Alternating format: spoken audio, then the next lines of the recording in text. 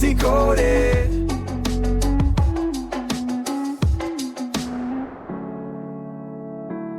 Welcome to Book Decoded. Today we're diving into a really fascinating book, James Delbourgo's A Noble Madness. Yeah, it tackles a great question. It really does. What is the deal with collectors? Are they just sort of charming eccentrics, or is there something, I don't know, deeper, maybe darker, or even noble about it?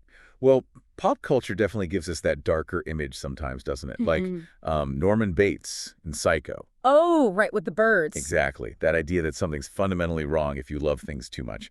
But Delbourgo shows this whole collector's madness idea. It's got this long, really surprising history. Okay, so it's not just a modern thing then. Where does it really start?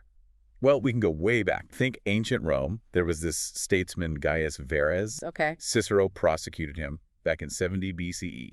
And the portrayal wasn't just, oh, he's greedy. It was more like he was a looter, almost mad, stealing sacred objects from Sicily. Sacred objects. So beyond just theft. Yeah, Cicero argued it exposed Rome to divine punishment. And the kicker, his obsession was so twisted, he apparently couldn't even properly value the art he stole. That's intense. It gets weirder. Think about statue love. Statue love. Yeah, like Pygmalion the myth, falling for his own sculpture, Galatea. But ancient writers like Ovid and Pliny, they recorded actual stories of people, men and women, lusting after statues. Like really lusting, leaving physical traces?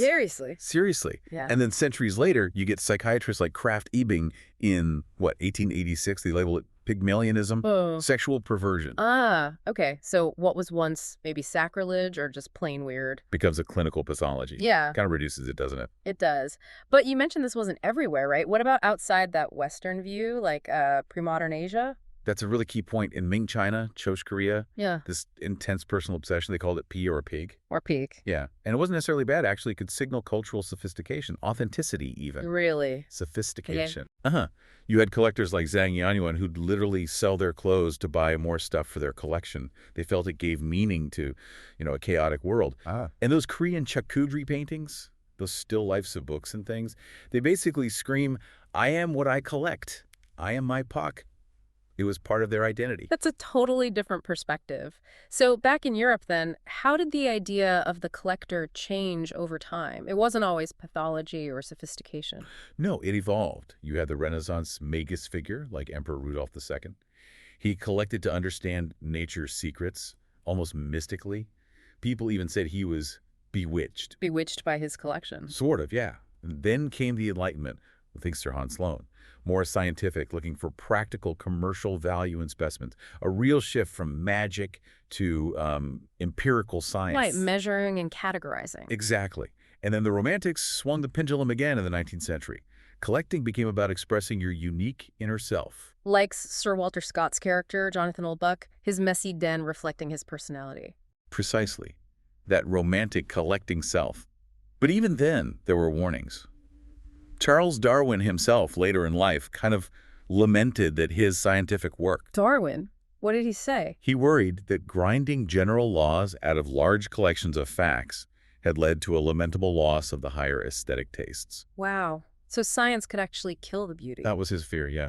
A pretty profound thought. It really is. And then pop culture really ran with the trouble collector idea, didn't it? Oh, absolutely. Bates, like we said, but also Clegg in The Collector, the guy who collects women like butterflies. Chilling. Yeah, it really blew up the idea that collecting is just a harmless hobby. Showed how it could become dangerous. Which sort of brings us to today, and this term hoarding disorder, right? HD, coined in 2013. It feels like the line between collecting and hoarding is getting blurry. It really is. And the book points out sometimes the distinction seems to come down to social class, doesn't it? How so? Well, who can afford a second house for their overflow collection versus someone like Shanna in the book, whose home becomes hazardous. Right, it becomes a spatial economic issue almost. Exactly. And now neurology is weighing in, defining these behaviors through brain scans, reward pathways. Which might miss the point. Perhaps. It might miss those rich, complex, very human stories of the collecting self that, earlier views tried to capture, flaws and all. So whether you carefully curate ancient coins or, I don't know, just can't throw away old concert tickets, a noble madness makes you think beyond the easy labels. It really does. It reminds us that collecting is deeply personal. It's a story about how we project ourselves onto things, build our identity through what we gather. Even if that means embracing a little bit of, well, madness, a beautiful madness maybe. Maybe so. Makes you wonder, doesn't it? What does your collection, big or small, say about the kind of person you are?